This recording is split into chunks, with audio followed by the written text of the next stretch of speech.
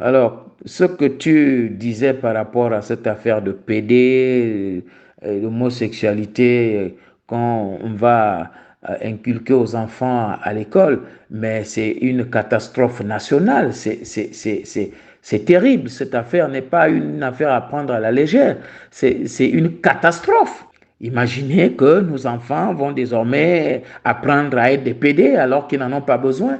On va dire aux enfants, aux petits garçons qui peuvent jouer avec les poupées. C'est malheureux.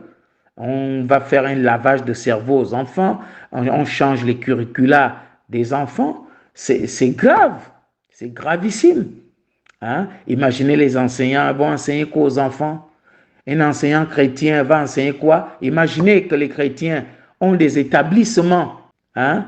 Est-ce que vous pensez qu'on va enseigner dans les établissements confessionnels l'homosexualité? Je ne pense pas. Donc on aura une éducation à deux vitesses parce que ça ne va pas être enseigné dans les établissements confessionnels.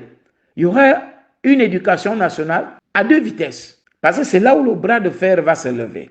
Ce ne sera pas possible parce que c'est la peste qu'on veut imposer aux gens. C'est une peste qui est en train d'arriver et qui est même déjà là d'ailleurs. Alors, ceux qui ont apporté ça n'ont qu'à faire la polygamie aussi en France et en Occident, en ajoutant même qu'ils peuvent faire la polygamie où un seul homme peut avoir deux PD comme femme. Ça, c'est leur problème. Ils n'ont qu'à faire ça et ils prennent aussi la polygamie. Parce que eux qui parlent des droits de l'homme, les droits de l'homme, c'est aussi ne pas imposer aux autres la bêtise. Hein? Et puis le fait de laisser les autres aller à la dérive, c'est aussi violer les droits de l'homme. Les PD sont des malades qui ont un dérèglement hormonal, ils ont besoin d'être orientés. Hein? Ils ont besoin de ça. Alors ça, c'est la distraction qu'on vient nous imposer pour nous distraire, au lieu de parler des vrais problèmes de développement dont on a besoin. On veut nous imposer des choses qui n'ont aucun lien avec le développement. L'homosexualité a quoi?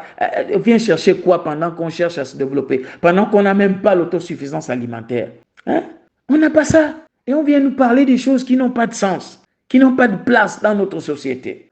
Hein? Ça va dénaturer notre société sur le plan structural et culturel. Je dis bien structural et culturel.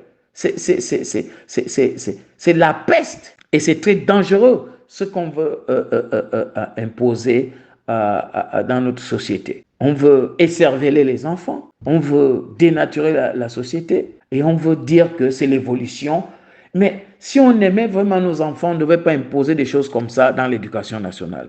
Si on avait l'amour pour nos enfants, si on avait l'amour pour notre l'avenir, mais comme ils ont un programme, Satan a un programme et il a des gens pour exécuter ça. C'est de faire en sorte que chaque famille ait au moins 2, 3 PD pour qu'ils comprennent, ils sachent, ils sentent que voilà, ils ont réussi. Donc il faut aller à la source. C'est comme vous voyez les terroristes là, quand ils préparent les enfants dans les madrasas, ils font quoi? Ils les prennent à l'âge de 6 ans, 7 ans pour en faire un terroriste pendant qu'il grandit avec cet esprit de terrorisme-là. Et quand il devient grand, il exécute les yeux fermés.